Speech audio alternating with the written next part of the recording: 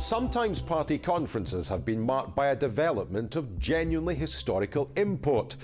It was in Perth in 1968 that Ted Heath made his famous declaration. And we are pledged to give the people of Scotland genuine participation in the making of all decisions that affect them, and to do this within the historic unity of the United Kingdom. Heath's successor as Conservative leader Margaret Thatcher cemented opposition to any limited form of Home Rule as the issue dominated Scottish politics in the 1970s. Her steely, unbending side was never more evident when, in 1984, she survived an assassination attempt by the Provisional IRA at the party's conference in Brighton. It was an attempt not only to disrupt and terminate our conference, it was an attempt to cripple Her Majesty's democratically elected government. Conferences often throw up memorable moments. William Hague famously made his conference debut in 1977 at the age of 16. Half of you won't be here in 30 or 40 years' time. In 2017, Prime Minister Theresa May had a prolonged bout of coughing, which completely torpedoed the momentum of her speech.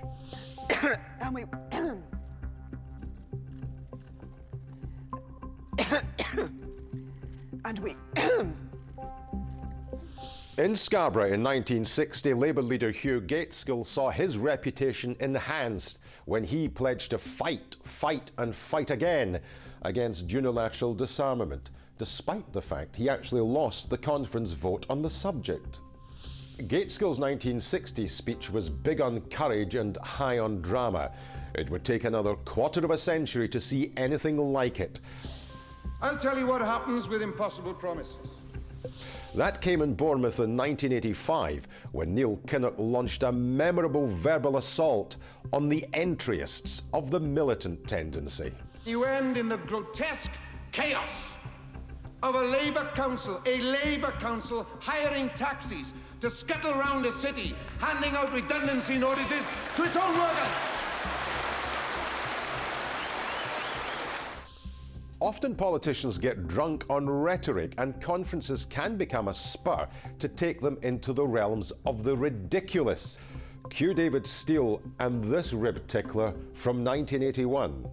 I have the good fortune to be the first Liberal leader for over half a century who was able to say to you at the end of our annual assembly, go back to your constituencies and prepare for government. SNP conferences are now tame affairs. The most dramatic scenes in the party's history came in 1982 when leader Gordon Wilson announced it was his intention to ban all internal groups following a state of civil war, ignited by the formation of the left-wing 79 group. Those of us who put Scotland and the party above narrow personal or political obsessions cannot and will not tolerate behaviour which is divisive and harmful.